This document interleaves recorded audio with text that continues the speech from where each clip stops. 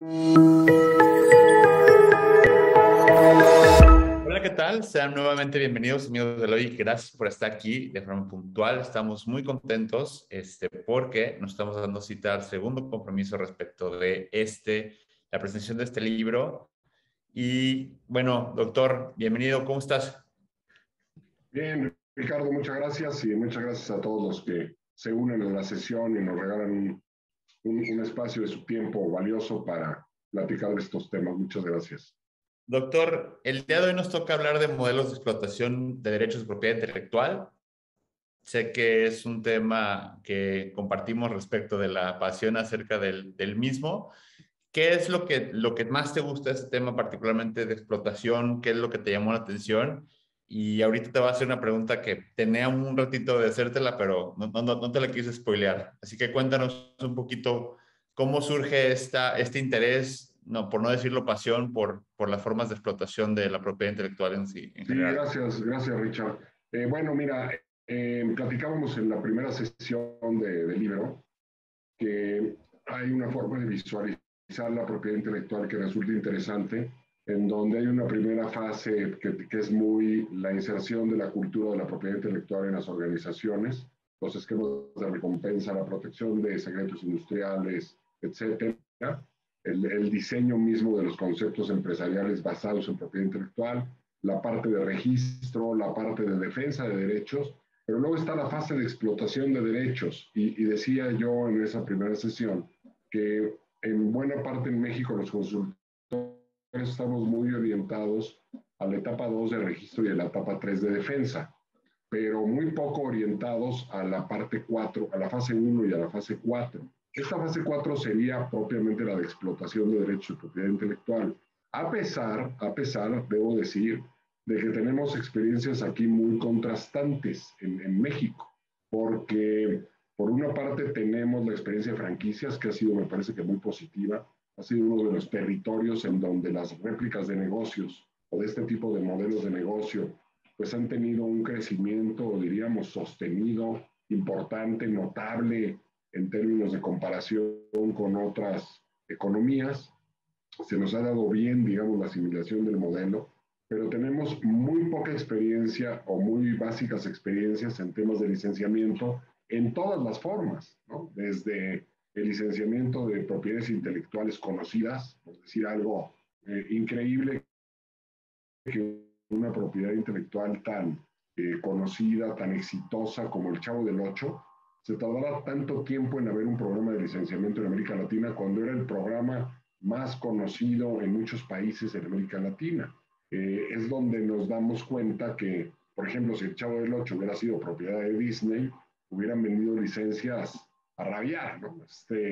Ahí es donde justamente nos damos cuenta de lo mal que a veces reaccionamos para la explotación de derechos de este tipo. Y luego, no hablemos siquiera de los casos de, por ejemplo, inventores independientes que tienen alguna tecnología patentada, lo rudimentario que a veces son nuestras herramientas como para salir a desarrollar a través de la explotación de esos derechos modelos exitosos de alianzas, de inversión, de levantamiento de capital, etcétera, ¿no? Entonces, da la impresión de que países como México, y eso bueno, está basado en experiencias de otras economías en otras épocas, también en la actual, haciendo un buen uso de este tipo de herramientas, pues pueden tener un relanzamiento extraordinario, espectacular. México tiene una capacidad de producción en la parte cultural, en la parte audiovisual, de las más destacadas en el mundo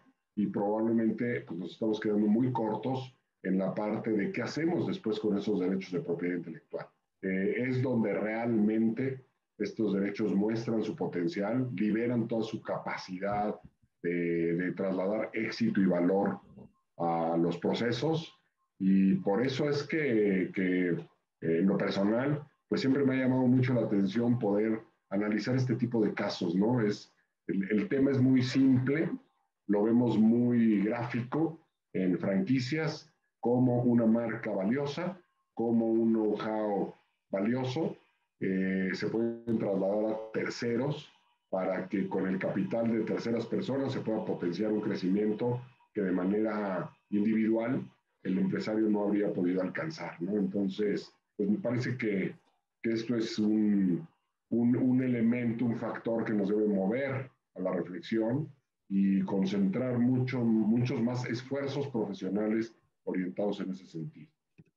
Totalmente de acuerdo, doctor. Doctor, esta vez te voy a presentar de una forma diferente y es que creo que todos los que estamos aquí presentes, o la gran mayoría, aprendimos derecho de propiedad intelectual leyendo tu libro de comentarios a la ley, y leyendo tus obras, y me encantaría que nos platicaras un poquito cómo es que se dio este joven Mauricio Jalife en Pininos cuando arrancaba.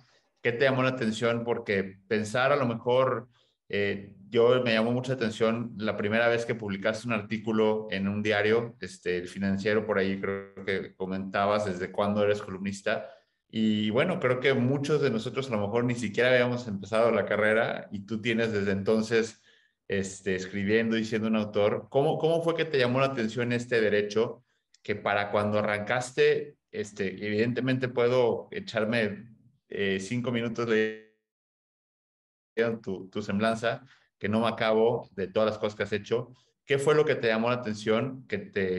Lo voy a decir yo, que te convertiste en esta persona a citar, que no hay un juicio que yo vea, que no hay un examinador, o una sala que no cite tus obras, como la referencia. Cuéntanos un poquito, yo sé que esto no estaba en el script, no te avisé, pero para mí era importante que nos platicaras, porque es la última vez que platicamos de tu libro particularmente, y para mí sería muy grato escuchar cómo se desarrolla esta historia. No, te agradezco mucho, Richard. Y bueno, y con mucho gusto, pues tiene un poco, como siempre, tintes anecdóticos, ¿no? Porque pues a veces así es como nos encontramos con un cierto camino en la vida y bueno, ya es una decisión, a veces es una intuición seguirlo. Eh, yo tuve contacto con pues, muchas materias jurídicas durante mi paso por la universidad, soy hijo de un abogado, ya falleció, pero bueno, trabajé muchos años, incluso desde la preparatoria como pasante, de un abogado de los de antes, ¿no? De los que veían todos los temas, civil, mercantil, familiar, laboral, etcétera. Entonces estoy fogueado, digamos, en la parte de derecho civil y me encanta el litigio civil, me parece fascinante y me ha servido creo que mucho en la carrera, pero en algún momento un profesor me invitó, justo terminando la carrera, a trabajar en una empresa minera, en Grupo Minero México. Ahí, pues bueno, me asignaron con un abogado que tenía a su cargo la coordinación de los temas de marcas y de patentes con el abogado externo. El abogado externo era Miguel Esteva, de Panamericana de Patentes y Marcas, una firma pues, muy consolidada, muy respetable en el tema, de las antiguas de México, de las que se dedican mucho a registro y son muy competentes, y además son excelentes personas, los estimo mucho. Y pues la verdad es que el enamoramiento empezó a surgir cuando me dieron a organizar una caja llena de certificados de registro y de títulos de patentes y de marcas que tenían ahí arrumbado en un archivero. Y pues me resultó realmente fascinante. La empresa tenía un proceso minero muy interesante de separación de zinc, pues prácticamente lo habían tramitado en todo el mundo, en todas las partes donde digamos, se procesaba este metal. Tenían más de 40 patentes en diferentes partes del mundo, lo cual, bueno, pues en esa época me resultó sorprendente, interesante y maravilloso. Normalmente documentos muy bonitos desde el punto de vista estético, ¿no? Tenerlos en las manos. Y tenían además pues, marcas registradas en diferentes partes del mundo. Yo había en la carrera solamente tenido oportunidad de estar en contacto con esta materia, pues a lo mejor 20 minutos en la clase de administrativo o 15 minutos en la de mercantil, ya no me acuerdo, pero realmente la propiedad intelectual simplemente no pintaba. Cuando entré en contacto con Miguel Esteva, pues la realidad es que cada vez que lo iba a ver a su despacho para llevarle pruebas del uso, de las marcas, etcétera, pues me lo agarraba preguntas más de 2 horas, porque verdaderamente me interesaba muchísimo entender cómo funcionaba esto en el mundo. O sea, fue como abrir una gran ventana de algo que yo simplemente no alcanzaba a entender. Y bueno, Miguel afortunadamente pues se tomó el tiempo de muy amablemente explicarme.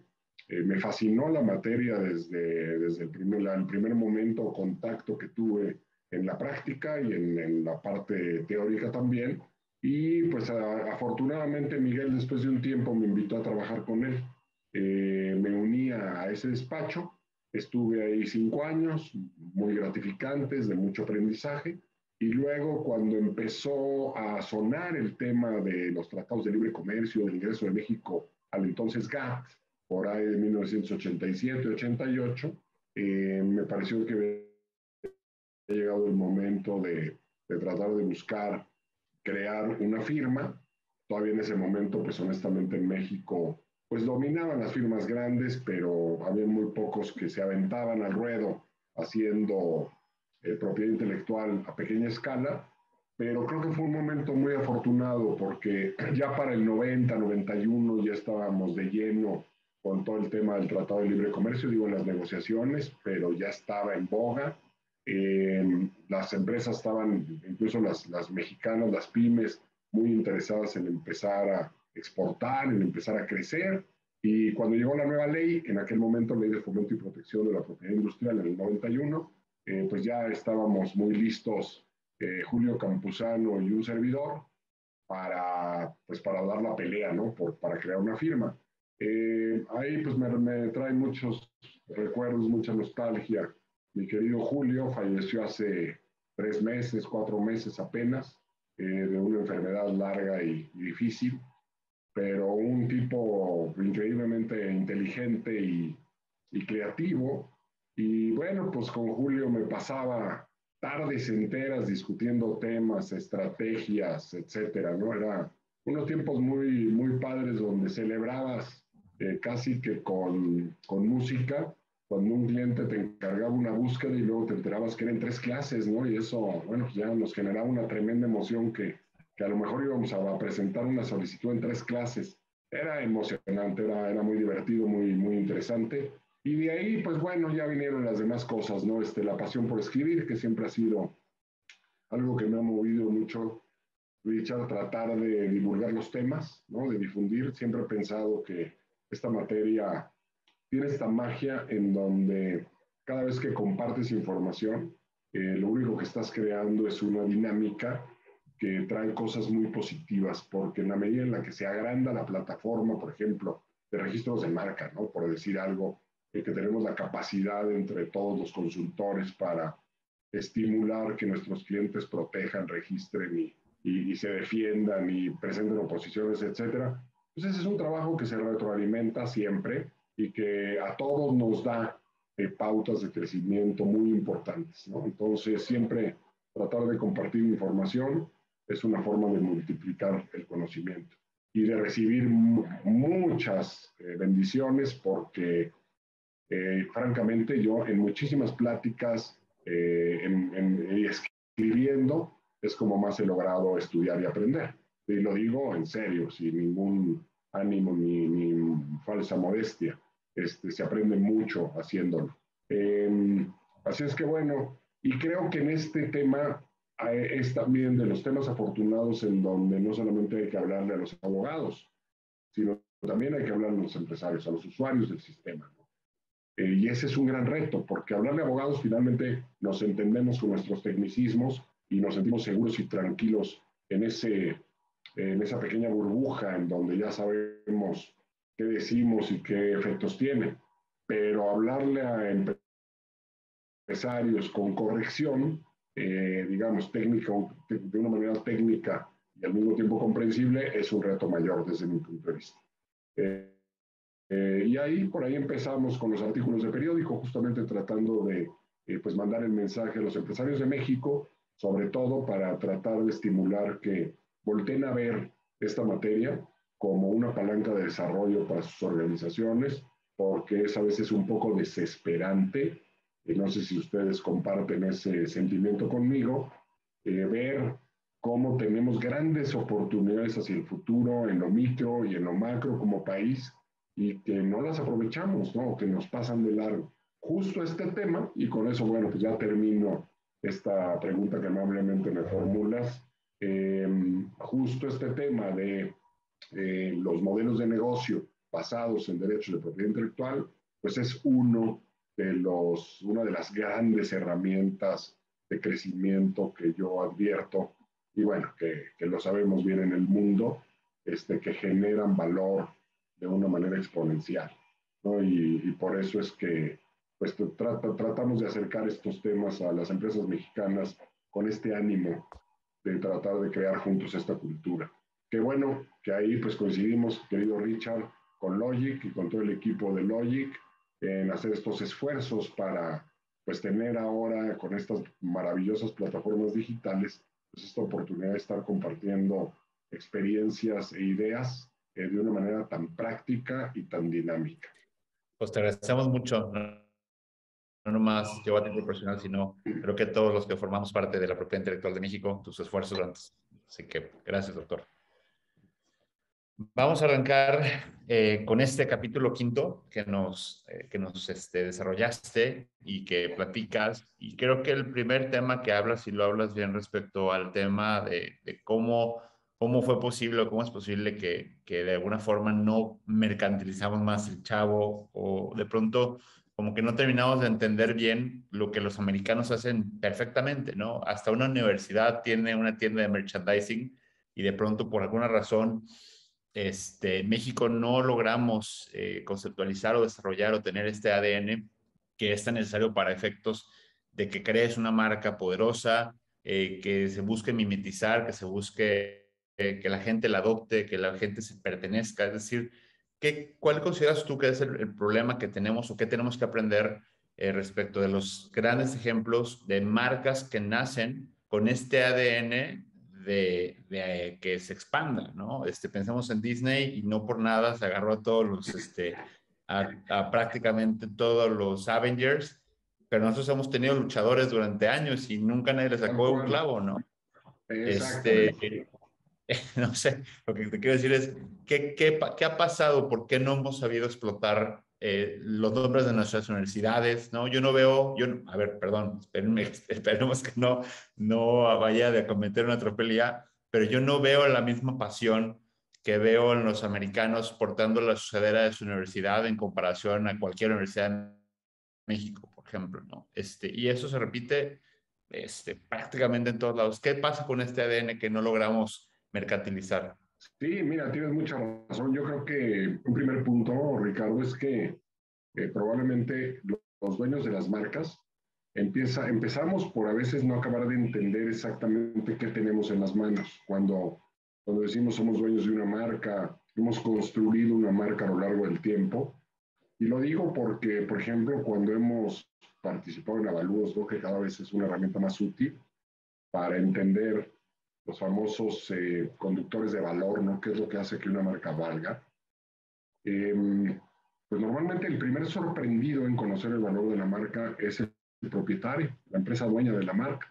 Cuando le mostramos el resultado, pues se muestran siempre hasta escépticos, ¿no? Y nos cuestionan, ¿cómo mi marca va a costar 20 millones de dólares? O sea, ¿de dónde sacaron esos números? Y estoy vendiendo muy poco, ¿no? Con ella. Bueno, lo que pasa es que a veces esas marcas tienen un nivel de reconocimiento, de posicionamiento brutal, y al final creo que una manera muy interesante de entender el valor de una marca es si pensamos en que tenemos dos pequeñas botellas de agua enfrente de nosotros. Una es Bonafont y la otra no tiene marca, o tiene una marca que no conocemos. Como es algo que nos vamos a beber, es algo que finalmente estamos pensando en que tenga un origen confiable, una prestación estable, una calidad detrás. Eh, ¿Cuánto es el dinero que estamos dispuestos a pagar de más porque un producto tenga la marca Bonafont? Y si estamos dispuestos a que en dos botellitas de 250 mililitros paguemos 7 pesos de diferencia, eso es lo que la marca aporta de valor, eso es lo que la marca vale, proyectado a todas las botellitas durante todo el ciclo de mercado que una empresa de este tipo tiene en un mercado tan estable como el del agua. Entonces, el valor de una marca se vuelve verdaderamente una potencia brutal. Pero eso, que se lo ponemos enfrente a un empresario con pesos y centavos, y con toda la justificación de cómo se llega a ese valor, con ecuaciones, con una metodología completamente rigurosa, robusta, estudiada, universalmente aceptada, basada en principios contables, etcétera, lo cuestionan y dicen, no, no, mi marca no puede valer tanto. Entonces, un primer punto es que pensamos que la marca es ese logotipo, es ese nombre, y que registramos ese nombre y que estamos protegiendo el nombre. Y lo que dejamos de lado, lo que se nos olvida, es que lo que estamos realmente protegiendo son todos los valores empresariales objetivados a través de la marca. Esa seriedad empresarial, esa estabilidad en las prestaciones, esa capacidad del empresario de asegurarnos, repetir una experiencia agradable de consumo, una buena experiencia de consumo. Eso es en estricto sentido lo que la marca representa. Lo que el sistema protege no es el logotipo y no es el nombre, son los valores empresariales que están detrás, es el vínculo que el empresario construye con el consumidor para que no se equivoque en la elección de lo que ya le gusta. Esa es la protección, el vínculo de identificación. La marca per se sería irrelevante protegerla. Entonces, si los empresarios en México nos diéramos cuenta de lo que realmente tenemos en la mano cuando hemos logrado un nivel de conexión, de lealtad, de fidelidad, de comunicación, de ahorro transaccional a través de la marca, ¿no? Porque todas esas funciones cumple un signo distintivo, pues entonces podríamos pasar a la comercialización, al merchandising de una serie de productos de las maneras más exitosas posibles, ¿no? Digo, creo que por ahí después viene la pregunta, pero yo diría, ¿por qué en ciertos años Caterpillar se volvió uno de los principales fabricantes, bueno, de los fabricantes, se convirtió en una de las marcas más importantes en botas de trabajo? Pues Caterpillar hace tractores, no hace grandes equipos para la construcción y etcétera. Bueno, porque los valores de la marca, que son estos valores asociados al trabajo rudo, a la duración, etcétera, se le trasladan a un tipo de producto que ellos no fabrican, pero que a través de licenciamiento le dan la oportunidad a un fabricante de botas de ponerle la marca y añadirle todos estos valores que la marca representa. Entonces, esto, que parece un ejercicio tan simple, tan sencillo, llevó a esta empresa colombiana, por cierto, a convertirse en algunos años en la primera empresa en comercialización de botas para trabajo y para aventura, con la marca Caterpillar, que no es una marca de botas. Entonces, este tipo de ejemplos, pues me parece que nos abren mucho la mente de lo que una marca representa y de cuál es el potencial de una marca y de qué es lo que podemos hacer en México.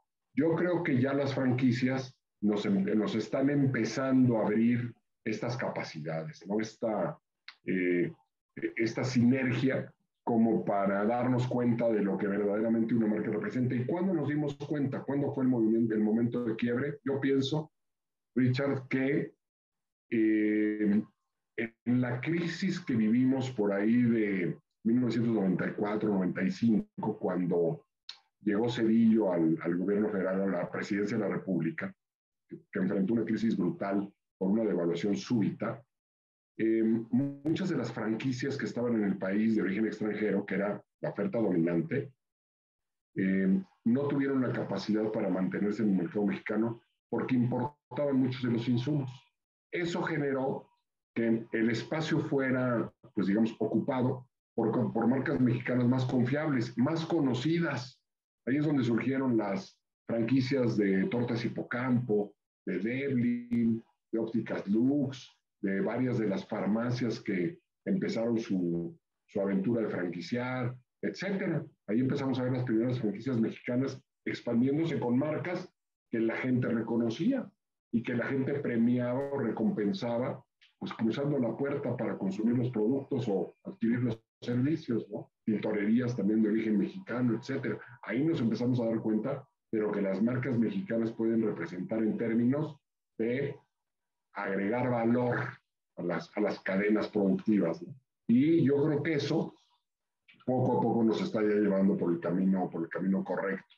En la parte del licenciamiento, pues se han hecho esfuerzos importantes. Creo que es uno de los mecanismos para promover el merchandising de una manera más intensiva.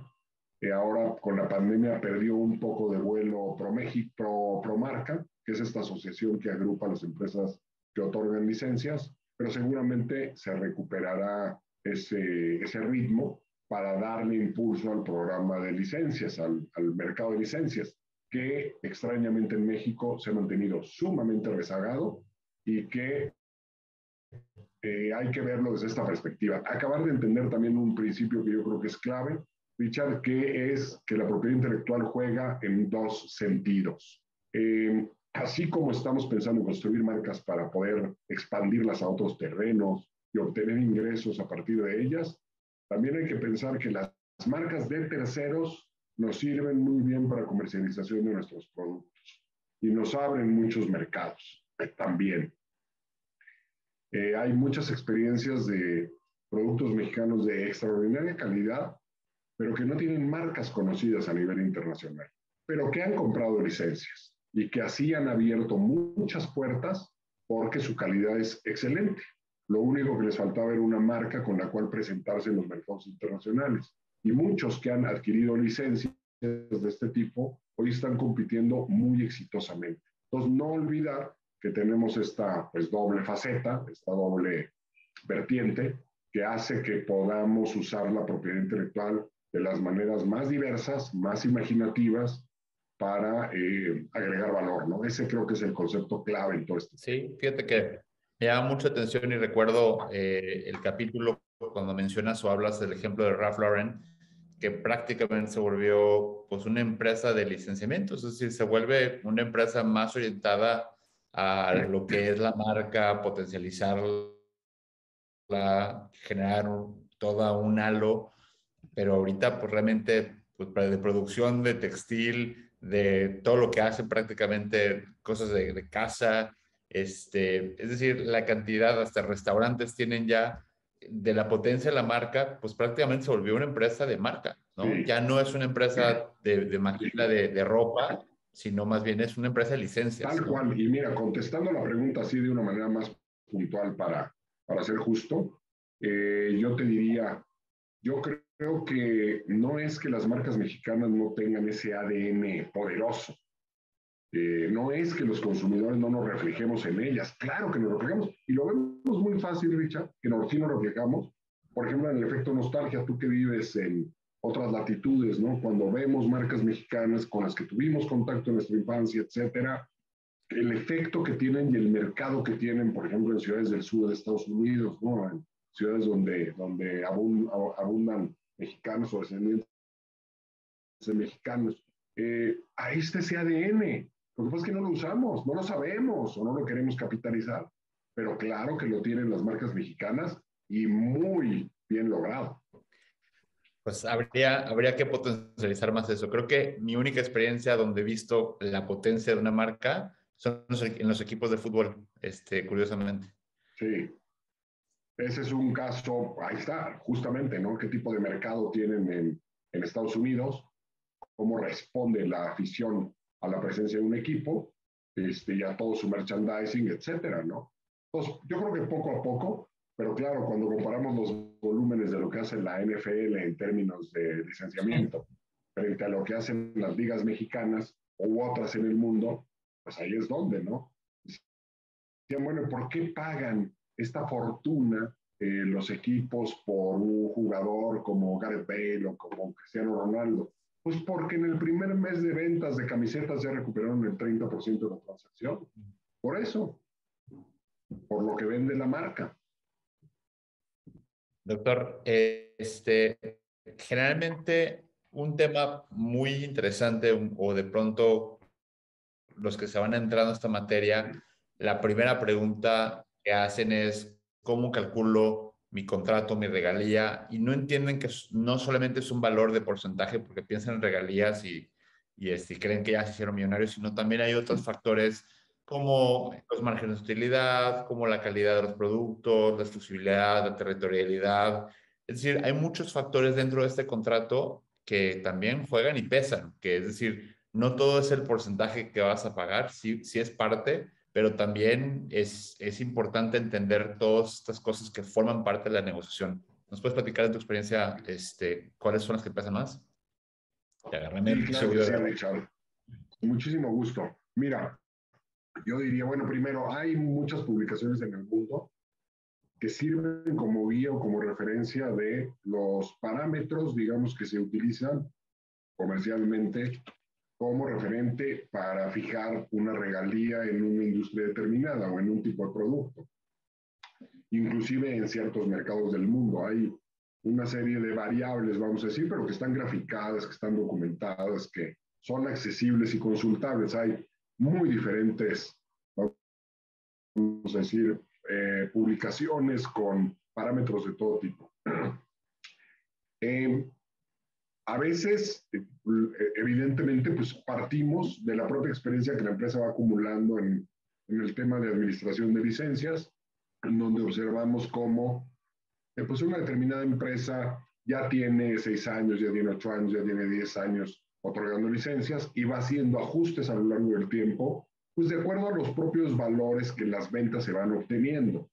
A veces se da cuenta la empresa que tiene que reducir la regalía con objeto de dejarle más dinero al licenciatario, por ejemplo, ¿no? Pero, pues muchas veces hablamos de estos parámetros entre 2 y 4% si estamos hablando de la explotación de una marca sobre el precio de venta, eh, digamos, de venta al público, o un poco más en ciertas ocasiones si es una marca renombrada o es una marca famosa. Por ejemplo, si estamos hablando de que el objeto es una patente o un cierto know-how, probablemente se puede llegar a un 5% del valor de venta, etcétera. Y hay pues una serie de mecanismos para tratar de forzar o llevar a que el licenciatario haga realmente el esfuerzo de comercialización y de posicionamiento de la marca en un mercado, sobre todo cuando la marca apenas inicia su experiencia en un determinado país, ¿no? Porque puede venir a México pues una marca que es conocida en Estados Unidos o en Europa, pero aquí no ha tenido todavía pues ningún tipo de experiencia, todavía no sabe cómo va a ser percibida por los consumidores. En esos casos, pues muchas veces se pueden establecer parámetros un poco más bajos y luego se van agrandando, se van reapreciando a partir pues, de la propia comercialización y de la propia aceptación que el producto va teniendo. Es muy común en los contratos de franquicia, por ejemplo, fijarle al licenciatario ventas mínimas alcanzables. Y de hecho, la única forma a veces de mantener la vigencia del contrato operativa es logrando esos mínimos de regalías a pagar. Muchas firmas internacionales te cobran casi por anticipado esa regalía mínima y luego te la van deduciendo de las regalías según se van generando a lo largo de los meses, que es, pues digamos, una manera de obligar al licenciatario a poner mucho empeño en lograr un cierto posicionamiento.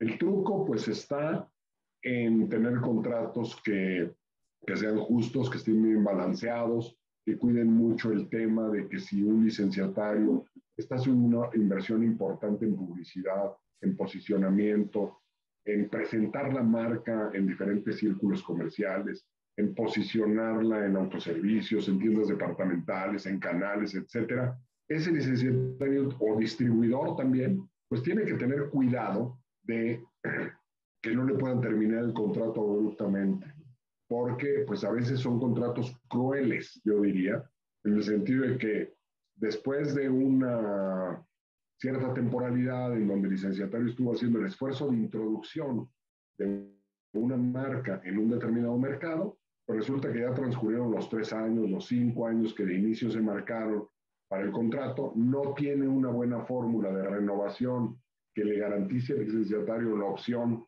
para ser, digamos, el mejor postor para quedarse con una prórroga de la licencia y pues muchas veces viene un licenciatario con mayor capacidad económica, con mayor presencia en el mercado y quitan al primer licenciatario o al primer distribuidor, ¿no? O viene inclusive la propia empresa dueña de la marca a ocupar los espacios.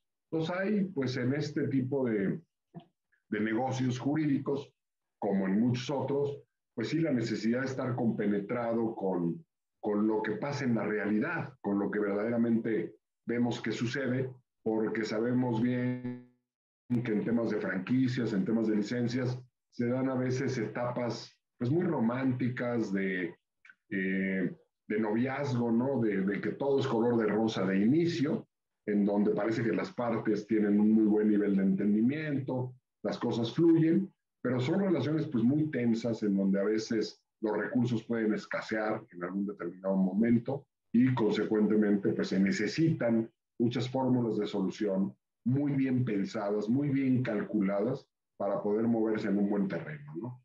Pero, insisto, en el tema de pago de regalías, pues hay una serie de variables, pero en general estas que tú mencionas, ¿no? Todo lo que tiene que ver con qué tipo de producto es, para qué segmento, en qué territorio, en qué canal, y a veces se puede sectorizar el mercado de maneras muy fraccionales con objeto de poder alcanzar los máximos niveles de desempeño según las capacidades de cada licenciatario.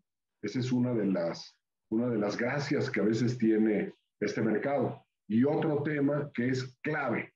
Eh, Cada vez más vemos en el mercado la tendencia a que las licencias sean no exclusivas, con lo cual se quita mucha presión al licenciatario. Es decir, tiene a veces que competir contra otros fabricantes del mismo producto en la misma zona, en la misma demarcación geográfica, pero le pueden reducir la regalía porque no es exclusivo.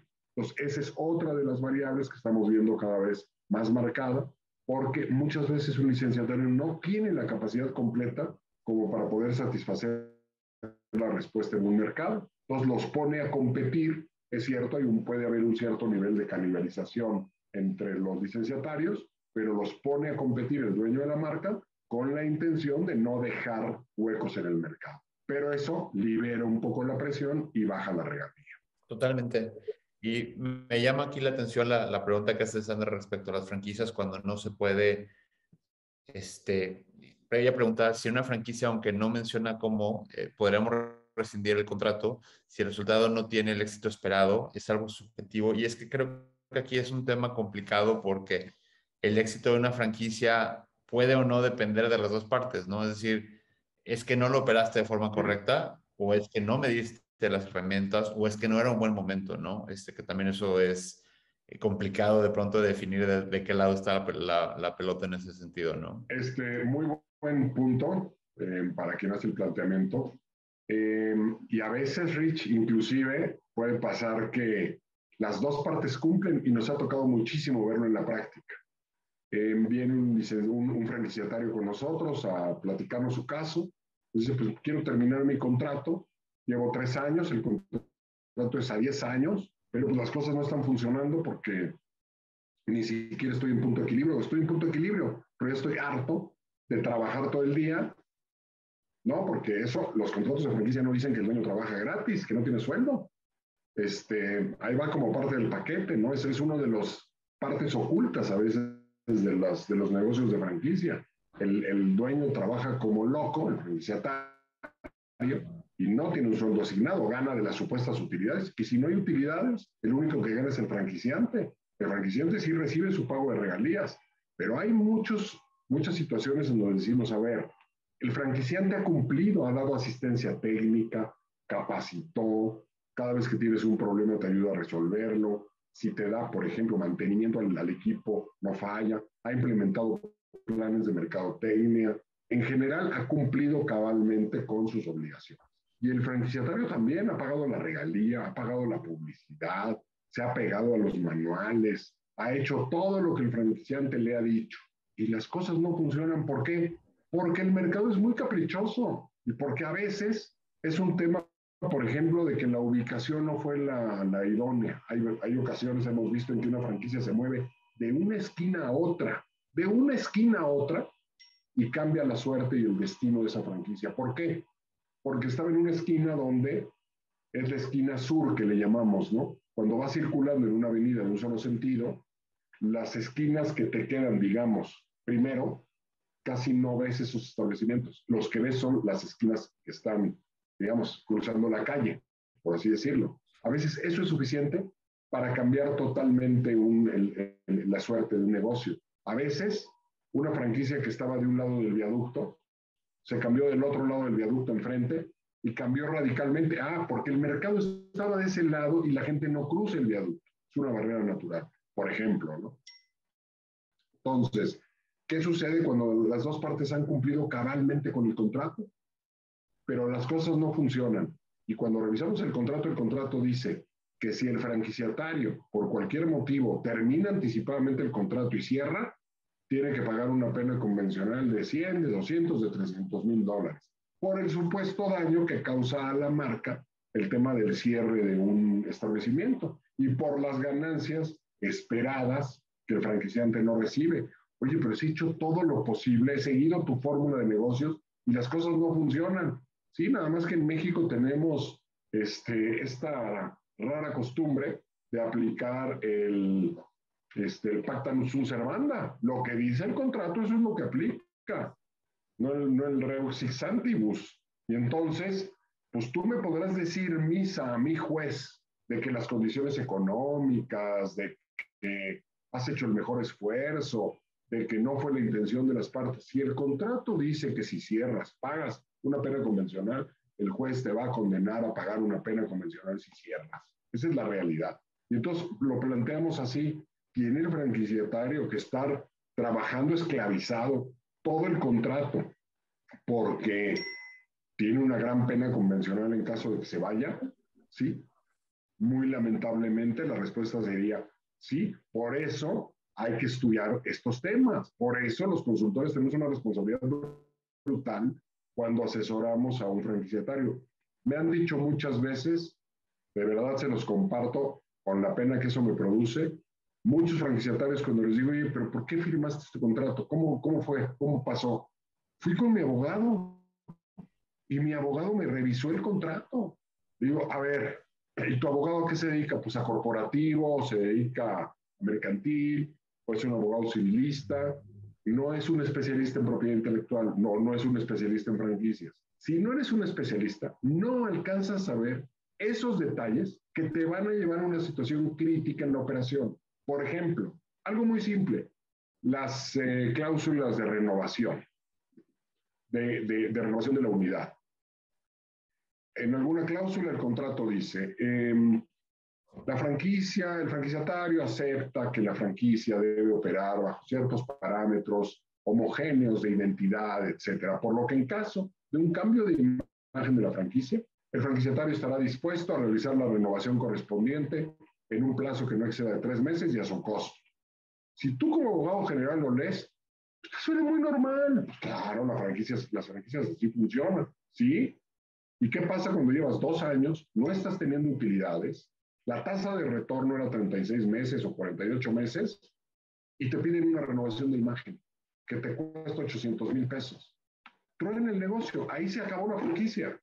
Entonces, si no tienes la experiencia para verlo, no la ves venir. Si no tienes la experiencia para saber que los contratos de franquicia tienen que tener una cláusula de escape.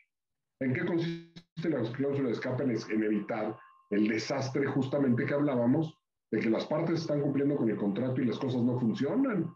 Si ya intentamos cambios de domicilio, traspasos, vender la franquicia a un nuevo inversionista, etcétera, y las cosas no funcionan, tiene el contrato que tener una cláusula que le dé una salida al franquiciatario que ha cumplido con el contrato, desde mi punto de vista. Pero hay que estar metido en el tema para visualizarlo y para prevenir a los clientes de que debe ser así. Y por otro lado, también deberíamos estar pensando en que cuando asesoramos a un franquiciante, no necesariamente la mejor idea es hacer contratos leoninos, groseros, pesados, que ponen contra la pared a la otra parte. Porque al final lo que estamos muchas veces generando es un clima de mala operación, de falta de colaboración entre las partes, que si eso deriva en un litigio,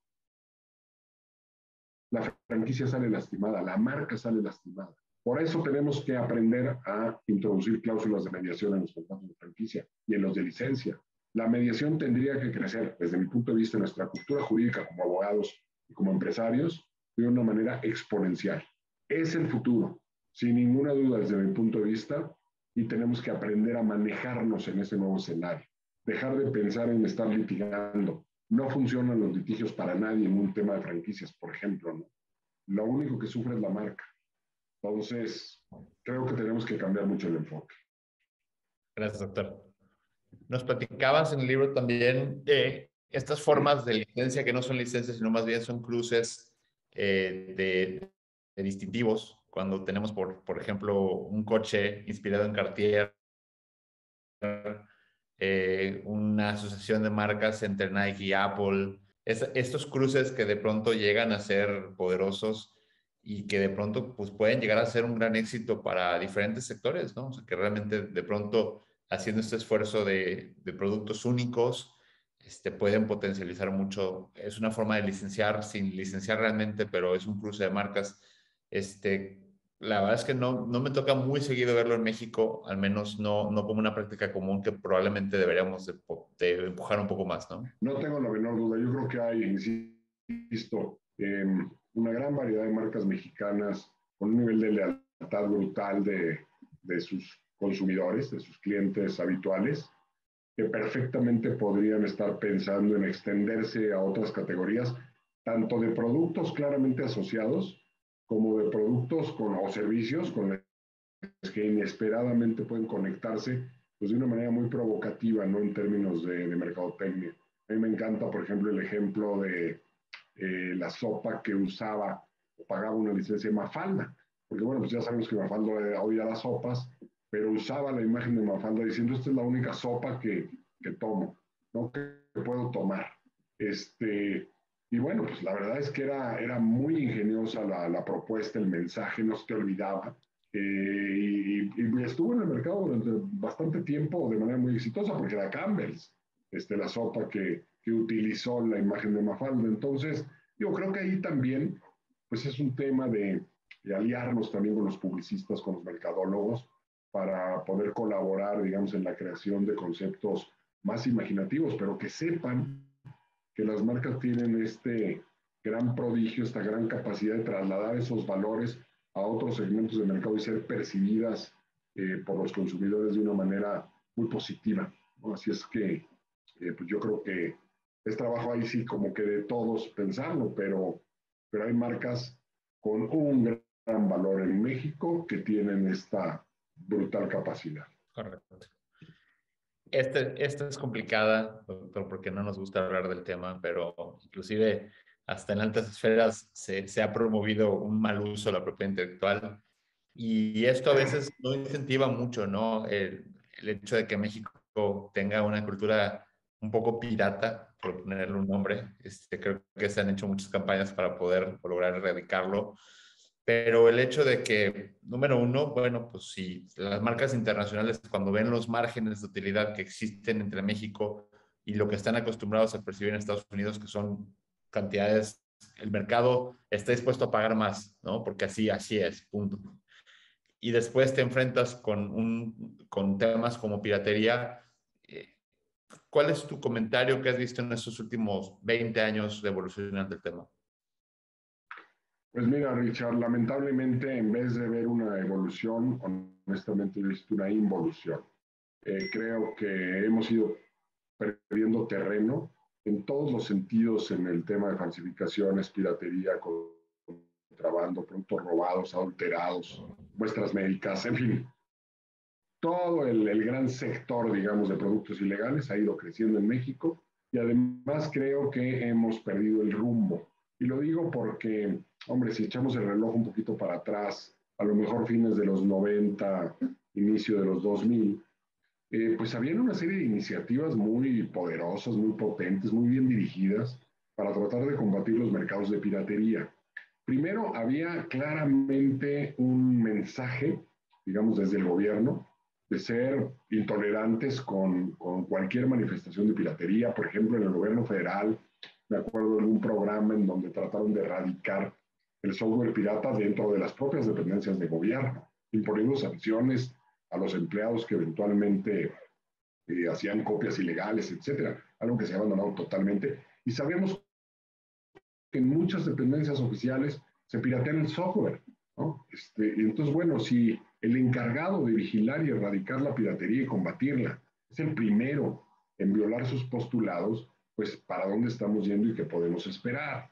Me acuerdo de los esfuerzos por articular una cosa que se llamó eh, Oficina Intersecretarial para la Lucha o el Combate contra la Piratería, que era una idea muy buena porque lo que se hacía es que cuando se detectaba una operación pirata, digamos, de un grupo criminal dedicado a la actividad, se le atacaba desde varios frentes. No era solamente la unidad antipiratería de la entonces PGR, sino que acudía también, por ejemplo, a la Secretaría de Hacienda.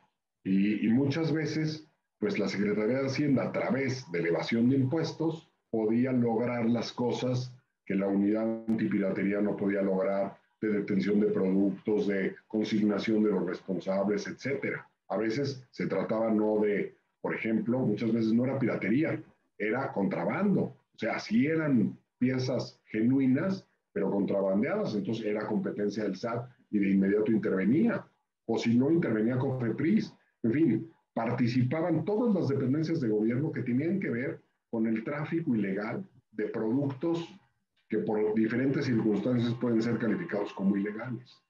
Y había además un esfuerzo muy importante, había un grupo de trabajo que la PGR lideraba a través de su procuraduría, en donde nos convocaban cada 2 meses, cada 3 meses, a un gran grupo de instituciones académicas, universidades de todo tipo, centros de investigación, sociedades de gestión colectiva, empresas importantes, asociaciones empresariales, todas las autoridades que tenían que ver con el tema, INPI, Indautor, SNICS, etcétera, todo el mundo se sentaba en la misma mesa. Éramos a veces más de 80, 90 personas en representación de diferentes instancias, dependencias, organizaciones, cámaras empresariales, etcétera, hablando de cómo hacer para combatir los mercados informales y la piratería. Y se lograban muy buenas cosas y un excelente seguimiento y surgían muy buenas ideas y muy buenas iniciativas. ¿Qué pasó con todo eso? ¿En dónde están los casos? ¿Cuántos operativos se han hecho en este sexenio para detener productos falsificados? Y bueno, y no hablemos del tianguis del bienestar, ¿no? Que es verdaderamente una afrenta a las bases del sistema. O sea, no puedes regresar al comercio, algo que fue sacado del comercio por ser simplemente no comercializable, por ser un objeto falsificado. No se debe hacer. Entonces, sí creo que necesitamos recuperar el rumbo. Hay muchísimas cosas por hacer. Yo creo que muy probablemente debería empezar la iniciativa privada por promover algo como una figura de un intermediario, de un ombudsman, para tener un solo interlocutor con el gobierno en temas de falsificación, piratería y comercio informal. Porque existe en muchos países, es muy útil, porque entonces no son voces disidentes, ¿no? De que escuchas por diferentes lados el tema, sino que se concentra, por lo menos, si el gobierno no lo está haciendo y no lo está ofreciendo, por lo menos la iniciativa privada sí tener un solo canal, una sola voz para hacerlo valer, porque verdaderamente ya estamos llegando a extremos en donde la mayor parte del volumen de nuestra economía es informal y hay un vínculo entre informalidad y piratería que se alimenta o se nutre mutuamente. Es decir, para que el comercio informal funcione necesita ventajas competitivas y legales, ¿no? De bajo costo. Productos falsos, operar en las calles, etcétera. Y a su vez el comercio informal provoca pues una serie de distorsiones y provoca que se contrabandee y se falsifique y se robe porque tiene los canales de salida, las redes de distribución. Y no solamente de piratería, de muchos otros productos ilegales, incluido el narcomenudeo. Entonces, la piratería va mucho más allá de lo que pudiéramos pensar. Es la puerta de entrada, y está probado, de grandes sectores de la población a la marginalidad, a la comisión, a la actividad delictiva. Muchísimos delincuentes de perfil alto empezaron en la piratería. Además, es un delito que se da por contagio, muy fácilmente, porque un miembro de la familia pone un puesto de no sé qué cosas, de música o de películas o de lo que sea, o de ropa y al rato el hermano, el cuñado, el primo, porque no les pasa nada y porque empiezan a ganar o a tener unos ingresos muy superiores a la media pues, de un empleado de dos salarios mínimos. Y de ahí partimos. La piratería alimenta muchos grupos criminales muy organizados, a bandas completas. Es una de las actividades, digamos, de rutina. Y luego pues, nos seguimos con el derecho de piso y con muchas otras actividades ya de alto impacto. Pero ahí está siempre la piratería presente. Entonces, si no volteamos a ver el fenómeno con la seriedad de vida y lo combatimos con la profundidad que merece, nos va a tragar. O sea, literalmente ya estamos en presencia de un comercio irremediable. O sea, ya hay zonas del país en donde, bueno, vamos a llegar a situaciones como en algunas ciudades de Latinoamérica. Me acuerdo de Ciudad del Este en Paraguay, por ejemplo, Colón en alguna época en la zona libre de Panamá, que el reto era encontrar un producto legal. Ese era el reto, encontrar productos legales. Absolutamente todo era falsificado. Y sin embargo, lo han ido modificando, lo han ido superando, lo han ido remediando, porque hay voluntad política de hacerlo. Pero sí creo que también la iniciativa privada no está haciendo la chamba. No estamos elevando la voz, no estamos denunciando esta desidia o desinterés oficial por el tema. Y aquí hay un tema que es básico. La piratería va ocupando metros cuadrados. Es un poco lo mismo que sucede con el crimen organizado. Cuando haces un operativo, cuando logras erradicar un puesto, una operación clandestina, encubierta, con productos robados, falsificados, etcétera, necesitas ya no ceder ese terreno, necesitas ocuparlo con producto legal, con campañas, con ofertas, con propuestas, etcétera. Si lo dejas, vuelves a perder ese metro y lo vuelve a ocupar la piratería. Y cada metro cuadrado de comercio ilegal es un metro cuadrado que demanda productos y que genera el motor, la cadena de la ilegalidad. Ese es el problema serio que tenemos en México, creo, que hay una altísima demanda de este tipo de productos porque ya están los canales creados, ya está el mercado creado. Entonces, no es simplemente modificar las leyes, no es simplemente ampliar las penas, no vamos a hacer nada con eso. Tenemos que de raíz pensar en modificarlo a nivel cultural y a nivel en donde el propio consumidor perciba que esto es ilegal y todos los daños que causa. Y eso no lo estamos logrando. ¿Hace cuánto? Yo solamente preguntaría, ¿hace cuánto que no hay una campaña de nadie contra la falsificación o la piratería? Creo que la última que recuerdo son aquellos anuncios del cine de mi papá es pirata. Tengo un papá pirata, ¿se acuerdan? Bueno, qué buena campaña que nos acordamos. Tienen, yo creo que 10 años esa campaña. Tema difícil. Doctor, hablamos un poquito de las licencias, y algo que suele suceder y que es una práctica que si no conocemos o no estamos listos, como bien has dicho, la licencia te abre puertas, ¿no? Si tú tienes no sé, a lo mejor te dedicas a hacer textiles o dulces, pues a lo mejor es la gran entrada para que Walmart te voltee a ver y diga, ah, pues ahora sí, con una licencia de Disney, con una licencia de alguna marca grande sí te abre la puerta, ¿no? Ya eres alguien, ¿no? Te puede abrir puertas, te puede permitir que generar volúmenes más grandes, pero también sucede que si no sabemos calcular de forma adecuada, si no tenemos la capacidad económica de realmente de desplazamiento, el contrato tiene una temporalidad y se va a acabar, y si te quedas con excedentes, esos excedentes, o sea, a menos de que los puedas negociar, que de todas formas negociarlos es volver a pagar de alguna forma, es decir, ¿qué pasa cuando no logras desplazar los productos? A lo mejor por inexperiencia, o a lo mejor es que esa película que tú querías que pegara de Disney no pegó tanto, ¿no? ¿Qué hacemos? ¿Qué previsiones tenemos que tener en el contrato? Sobre todo nosotros como abogados que tenemos que estar atentos a esas situaciones donde el cliente podría tronar, o sea, literalmente. Totalmente. Tanto en los negocios de licencia como en los negocios de franquicia, y lo que nos toca ver es que se apuesta el patrimonio de la gente en una forma significativa. hay por ahí una estadística en materia de franquicias, en el sentido de que para el 70% de la gente, el costo de una franquicia, es decir, el haberse metido en un contrato de franquicia, fue la inversión empresarial más importante de su vida, ¿no? Y consecuentemente, pues la responsabilidad que tenemos como consultores en los dos bandos para implementar contratos adecuados, hechos a la medida, que las partes entiendan a qué se están metiendo, cómo vienen las cosas, es clave. Es fundamental nuestra responsabilidad como consultores. En licencia es igual. Si no eres un abogado que conozca los contratos de licencia y la parte comercial de cómo operan, puedes llevar a tus clientes a una situación de quebranto patrimonial, empresarial, total.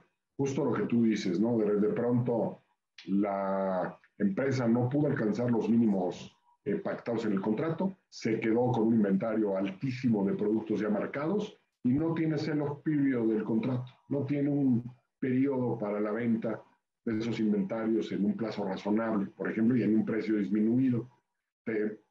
Y de pronto te dicen, dejas de usar, te quedas con los inventarios en bodega, quémalos, destrúyelos o véndelos en Uganda, pero no los puedes vender aquí ni exportar a ningún país en donde tengamos otorgadas licencias. ¿Qué haces con esos productos? Te quedas con ellos en bodega, ya marcados, ya imposible poderlos desplazar y tienes que asumir la pérdida completa y además ya pagaste una regalía por ellos, normalmente en la cuota inicial. Entonces, son el tipo de situaciones contractuales, son claramente onerosas, leoninas, pero que si el abogado no está entrenado para anticiparlas y negociarlas adecuadamente, pues lleva al despeñadero a sus clientes. Esa es la realidad. Por eso este trabajo es tan especializado, por eso es tan importante que nos capacitemos, que nos demos información en este tipo de cosas, porque hace la diferencia. Realmente hace la diferencia la intervención quirúrgica de un abogado competente en un momento de la negociación en donde todavía todo es negociable, pactable, platicable y se puede resolver. Cuando ya el problema está encima, entonces la presión viene, las amenazas vienen, las demandas vienen y pues muchas veces las empresas terminan su vida útil simplemente porque no tuvieron una previsión correcta en este tipo de temas. Correcto. Es nuestra obligación, nada más por agregarlo, es como nuestra obligación, Richard, bajarle la emoción a los clientes, aterrizarlos. Es que muchas veces se emocionan porque ven una gran oportunidad de negocio, porque les interesa cerrarlo, porque tienen la presión o la preocupación de que alguien les pueda ganar el espacio o la oportunidad.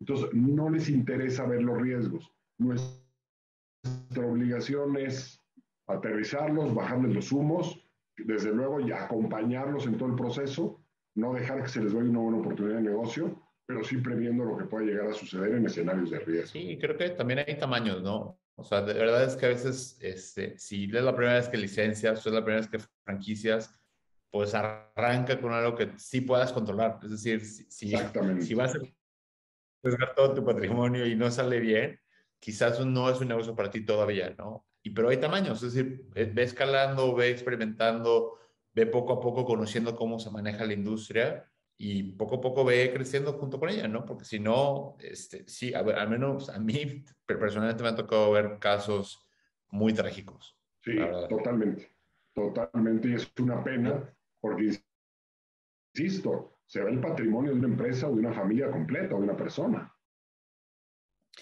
Doctor, Estados Unidos es el gran gigante en las franquicias y platicamos acerca del ADN de algunas marcas y todo eso, pero ¿no será que tienen un Federal Trade Commission que pone reglas muy claras y que a lo mejor la ley, incluso esta nueva ley que tenemos que está un poquito más extensa en ese sentido, pero si comparas el Federal Trade Commission y todo lo que tiene que ver con sus reglas, que pueden llegar a ser hasta delitos o cuestiones muy marcadas, específicas, los capitulados que tienen que ser de 23 capítulos, que tienes que prácticamente, se vuelve casi como una inversión, es decir, el hacer una franquicia en Estados Unidos es casi como vender un negocio, es decir, es casi como vender participación de tu empresa respecto a la claridad y transparencia que tienes que ofrecerle al inversionista, porque eso es un inversionista, Tal cual, es un es un negocio socio financiero. tuyo, claro, claro, Y, sin ninguna duda. si bien es cierto, vemos la circular de oferta, Pues vemos que la circular de oferta se llena. Primero, la consecuencia de no hacerlo de forma correcta es, o de forma completa, a lo mejor no es tan severa, por un lado, y por el otro, parecería que también el enforcement no es el que nos gustaría ver, ¿no? Al menos cuando la gente ha caído en muchos timos, en muchas franquicias. Y creo que el tema es que no existe esta exigencia, que a lo mejor sí existe en Estados Unidos, permite que la barrera de entrada sea muy chiquita, cosa que pensaríamos que podría ser bueno para que haya más, pero a la vez también es muy malo porque las historias de terror son muchas, ¿no? Tal cual, tal cual. Mira, simplemente basta con que veamos cuántas empresas de las que el año pasado vinieron a la Feria de Franquicias en la Ciudad de México, 400 empresas, repiten este año. Y nos vamos a encontrar con que son 250, ya no regresaron del año pasado. Y eso es porque vienen con ideas, yo digo que siempre bien intencionadas, con realmente la pretensión de desarrollar un buen concepto, etcétera. Pero esto es simple. Cuando tienes una franquicia hay dos ejes básicos sobre los cuales hacer un análisis. El poder de la marca para atraer clientes, o sea, que la marca realmente va a hacer que los clientes crucen la puerta y entren a mi negocio, y el know-how, que la empresa tiene ya un know-how muy consolidado, una experiencia, una fórmula de negocio suficientemente poderosa, novedosa, tiene altas barreras de entrada, etcétera, como para garantizarte que vas a tener un buen desempeño. Si no tienes un alto nivel en esos dos ejes, vasos comunicantes, digo, a veces la marca puede ser un poco baja, pero tienes un gran know-how, con una propuesta única de valor, con una empresa muy novedosa, bla, bla, bla, bueno, correcto. O la marca es muy poderosa, aunque el know-how sea muy imitable. Bueno, también puede funcionar. Pero cuando tienes bajos los niveles en los dos ejes, olvídate de esa franquicia. No está todavía en condiciones de ser una buena propuesta. En Estados Unidos creo que algo que funciona muy bien es esta fórmula que todo el mundo observa del 2x3 o el 3x2, que a mí me gusta porque por lo menos impone una pequeña barrera de entrada que me parece esencial. O tienes dos negocios que durante 3 años producen números negros, o tienes tres negocios que durante 2 años producen números negros. Pero no puedes de la nada pensar en que vas a construir una franquicia y atenderla adecuadamente cuando no tienes negocios operando en diferentes ubicaciones que te den información de diferentes mercados como para poder probar la fórmula.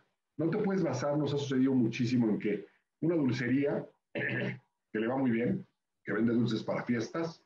Sí, nada más que tiene una ubicación en la Merced, en el mejor punto de la Merced, y además no paga impuestos. En el momento en que entonces puede cobrar un margen muy bajo de utilidad, todo es utilidad y nada más trabaja la familia ahí, nada más la familia vende.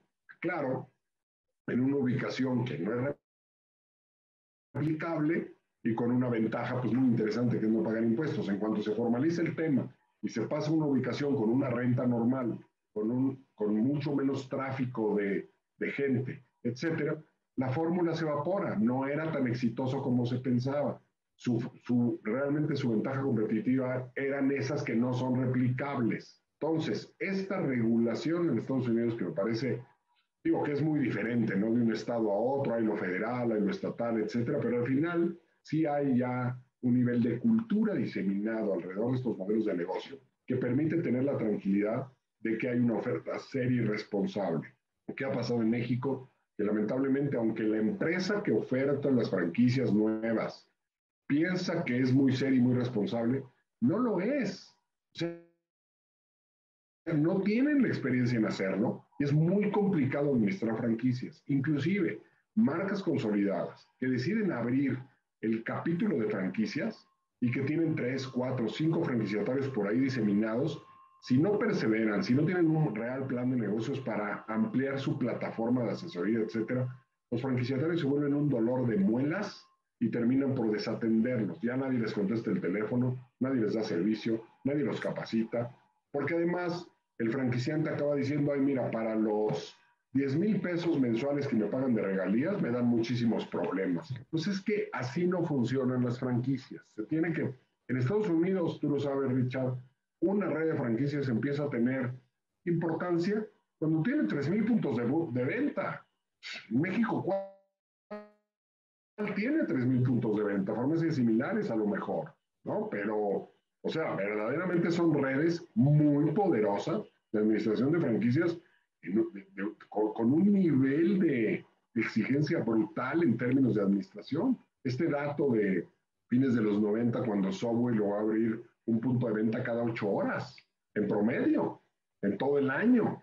Un punto de venta cada 8 horas. ¿Qué capacidad empresarial necesitas para gestionar eso, ¿no? Y luego seguir dando atención a cada uno de esos puntos de venta. Digo, claro, unos eran corner shops muy pequeños dentro de autoservicios, etcétera, pero es una unidad de franquicia que al final tiene un franquiciatario, tiene unas regalías, tiene unos insumos, unos productos, una capacitación, todo. Hay empresas en México, honestamente, yo conozco a varias, en su momento Punta del Cielo, Biscuits Obregón, Farmacias del Ahorro, que tienen un nivel de compromiso, de vocación, de servicio, de puntualidad, de profesionalismo impresionantes, impresionantes, como los mejores del mundo, realmente, los mejores del mundo. Pero les cuesta un trabajo, es decir, les ha costado años de consolidación del modelo, años de consolidación. Se necesita mucha vocación de servicio y se necesita que entiendas el negocio de las franquicias y dedicarte a ello. Ahora, ¿cómo está la ley en México? Para contestar la pregunta completa, muy mal, terriblemente mal y desorientada. Tuvimos un solo artículo en la ley del 91, el artículo 142 famoso, luego se creó la disque circular de oferta de franquicia en el artículo 65 del reglamento, que te pedía ciertos datos, y luego en el 2006 la gran reforma de la ley en materia de franquicias terminó totalmente descafeinada, es una reforma inútil, los niveles de exigencia todas prácticamente son renunciables, y hasta la circular de oferta de franquicias que presuntamente, digamos, le aportó al franquiciatario la posibilidad y oportunidad de gozar de este plazo para tener tiempo de analizar, negociar, preguntar, y no ser sorprendido por las prisas, las empresas franquiciantes lo evaden de muchas maneras y no pasa absolutamente nada.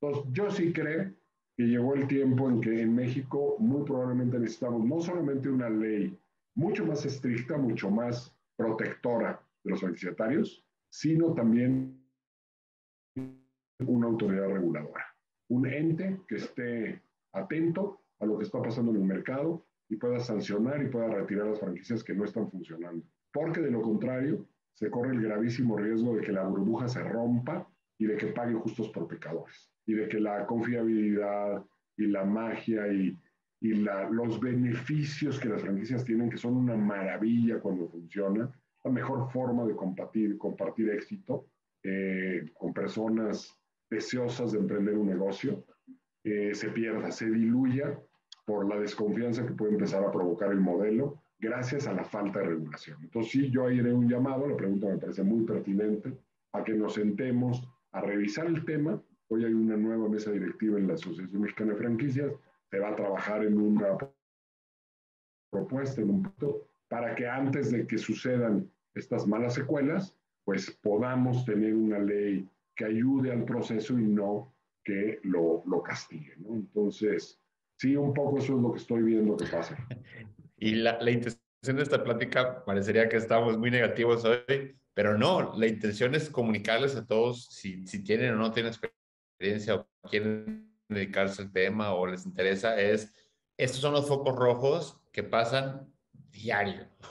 Todo el tiempo, de verdad, no saben, sobre todo con la pandemia, yo creo que la mitad de los asuntos que atendimos en la oficina fueron franquiciatarios buscando soluciones, porque entraron en una situación crítica de crisis y no habían remedios en los contratos y muchos franquiciantes, muchos fueron responsables, abiertos, negociadores, etcétera. A otros les dio igual.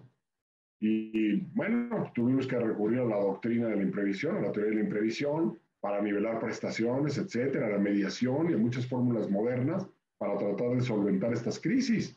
Pero de verdad, el 30% de los negocios de franquicia estuvieron en situación de cierre en México. Algunos ya lo superaron, pero una cosa angustiante. Entonces hay que, como abogados, pues sí creo que nuestra labor es poder prever y estar pues muy atentos para rápidamente ofrecer soluciones. Doctor, en ese sentido, sentido, me voy a quedar prácticamente con el punto 1 y el punto, bueno, el punto 1, el punto 4 y el punto 5 respecto a los errores más comunes de franquiciar. Y creo que el más importante es no entender que tienes dos negocios. Es decir, que tu negocio que se debía al público en general, que si vendías nieves, pues sí sigues vendiendo nieves, pero ahora tienes otro tipo de cliente que se llama franquiciatario, que tiene que tener una estructura de atención, que tiene que tener soporte, que tiene que tener encargado. Es decir, y si no se entiende así o se cree que se puede dar soporte de asistencia con la misma capacidad instalada que tenías de inicio, pues no vaya a ser, o sea, realmente no va a dar. Y al final creo que muchas veces sucede que el franquiciante dice, oye, pues con lo que me pagan de regalía por las 2 o 3 franquicias que tengo, pues no me ajusta Claro, para poder mantener un equipo, ¿no? Entonces se vuelve el tema como un círculo vicioso porque de pronto ya no, o sea, o crecen lo suficiente como para tener un punto de equilibrio económicamente, algo de dinero, y crecen las franquicias y el equipo de operación siguen siendo 3, 4 pelados que la verdad es que no, ya no saben ni su nombre. Entonces, creo que este es uno de los errores que yo he visto más comunes en esta práctica de franquicias. tal cual, Rich, ya lo describiste muy bien. Justamente sucede eso, ¿no? Que en la práctica a veces lo que vemos es que le pagan cuotas iniciales a la franquicia de inicio, vamos a decir, van a la feria de franquicias, captan 6, 8 interesados. Primer problema, como a veces le imponen al director de franquicias la obligación de llegar a los números, el famoso tengo que llegar a mis números. ¿Cuáles son tus números? Pues abrir 8 franquicias en el año, pues entonces no importa el perfil de los franquiciatarios, me lo brinco. Entonces, todo lo que nos tardamos en diseñar un perfil de franquiciatario, que fuera una mujer, a lo mejor eh, soltera, entre 35 y 45 años de edad, con tal o cual formación universitaria, etcétera. No, pues resulta que no tiene nada que ver, es un masculino de 60 años, nada que ver con el perfil, pero tengo que vender la franquicia. Entonces hay una serie de incentivos perversos. También los consultores ahí cometemos graves errores de brincarnos el propio modelo que nosotros definimos y ahí empieza justamente la distorsión. Y luego nos pagan una cuota inicial que no usamos en el desarrollo de la plataforma de asesoría de la franquicia y de mercadotecnia. Las cuotas iniciales sirven para promover la franquicia y para desarrollar la capacitación y la plataforma de asistencia técnica. Ese es un principio que todos conocemos en esta materia. Cuando el empresario se guarda el dinero en la bolsa, ya sabemos que el desastre, ya podemos anticipar el desastre. Esa franquicia no va a lograr resultados, porque casi cuando hablamos con una empresa que quiere franquiciar, la primera pregunta es, ¿estás dispuesto a trabajar muchísimo y no ganar un solo peso los primeros 5 años? ¿Por qué? Porque esto no es negocio hasta que no tienes 20, 30, 40 franquicias operando, pagándote regalías de manera constante, puntual, satisfechos de que están pagando una regalía por algo que reciben. El problema muchas veces es que el franquiciatario empieza a sentir que está pagando por algo que no vale la pena, que no merece la pena. Entonces, ¿qué sucede? Lo primero que hace es autodefensa. Dejo de pagar la regalía. Lo primero que hago. ¿Para qué te voy a pagar a ti por algo que no estás haciendo cuando me vendiste un negocio que está perdiendo dinero? Ah, pero tú sí sigues ganando dinero con la regalía. Hay algunas franquicias en otras partes del mundo, fíjense qué interesante, que ahora no cobran sobre las ventas netas del franquiciatario, cobran sobre sus utilidades. Es decir, no ganas dinero como franquiciatario, yo comparto contigo como creador del modelo, voy a compartir contigo los riesgos y voy a compartir contigo los éxitos, te voy a cobrar más regalía, pero de las utilidades, porque a veces no hacemos bien las cuentas y decimos, a ver, me van a cobrar 5% de regalías, hay 2% de publicidad, 7% está muy bien. Sí, 7% de tus ventas netas. Entonces, te quedó 15% de utilidades, se van a llevar las utilidades completas de regalías. Haz los números. Entonces, a veces falta de cultura totalmente financiera de hacer las proyecciones y ver realmente cuál es el nivel de posibilidades que tiene un negocio, ¿no? Sobreendeudamos el negocio, pedimos un préstamo, típico error del franquiciante también. Acepta que el franquiciatario pide un préstamo bancario porque no le alcanza para el equipamiento y el inventario.